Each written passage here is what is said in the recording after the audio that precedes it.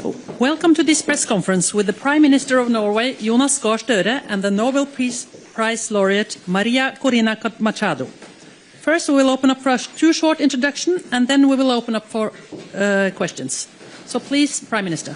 Well, first, I'd like to express a very warm welcome on behalf of the government of Norway, and may I say, on behalf of all Norwegians, to this year's Nobel Peace Prize laureate, Maria Corina Machado. To see you safe and sound at last. We waited for you, and I told you today that that Nobel ceremony was not without you. You had a tremendous presence in that hall, not only the picture, but also the voice of your daughter with reading your message.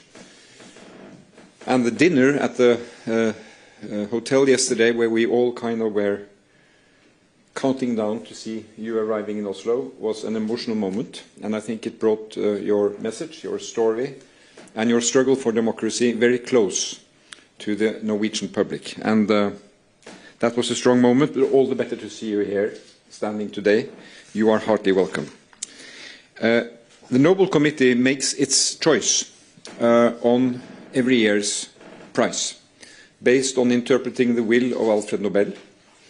And I think this year's prize has a special significance by the very strong emphasis of the link between a democracy that works as a democracy and the way to freedom and peace.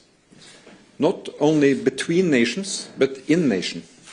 So in Venezuela, we have a situation where authoritarian regime is waging war on its people, with millions of refugees and injustice. And there cannot be peace until democracy and elections are respected. So that is the message that we are receiving of great importance for Venezuela, but also a message that has universal bearing. And this is all about fighting for fundamental human rights at a time when democracy is under threat. There are so many countries where this is relevant today. Unfortunately, there are fewer democracies, more authoritarian regimes. That is the trend. So I would like simply to salute you, Madam Laureate, for your struggle. It has cost you a lot. It costs you and your family and your people a lot. And I think what we heard from your daughter yesterday and from your family and the people who came here, thinking about those who are today in jail, those who suffered, those who have aspirations for democracy, that is a strong message of these Nobel Laureate days in Oslo. But Maria, please, you have the floor. Thank you very much, Prime Minister, and thank you all. And I want to speak to the Norwegian people, to European people, to the Venezuelan people. I would say to all citizens of the world in this hour, and assure you that I am very hopeful Venezuela will be free, and we will turn a country into a beacon of hope, an opportunity of democracy, and we will welcome not only the Venezuelans that have been forced to flee, but citizens from all over the world that will find a refuge, as Venezuela used to be decades ago. And as I mentioned, well, Maria Corina read yesterday, I believe that our experience in Venezuela conveys to the world a testimony that certainly in order to have peace, you require democracy. Democracy is the system that enables peace in a society. But you cannot have democracy without freedom. And freedom is an individual decision, a rational decision. And it's the sum of these individual conscious decisions that bring that collective ethos that creates the force, the strength, and the courage to fight for freedom, to defend it when you got it. And that courage comes from the things that truly matter in your life, the things that you love. And when you feel that those things are most in danger, then the courage increases. That's why I am convinced that peace ultimately is an act of love. And that's what brought me here. The love of millions of Venezuelans for our country, for freedom, and for our children.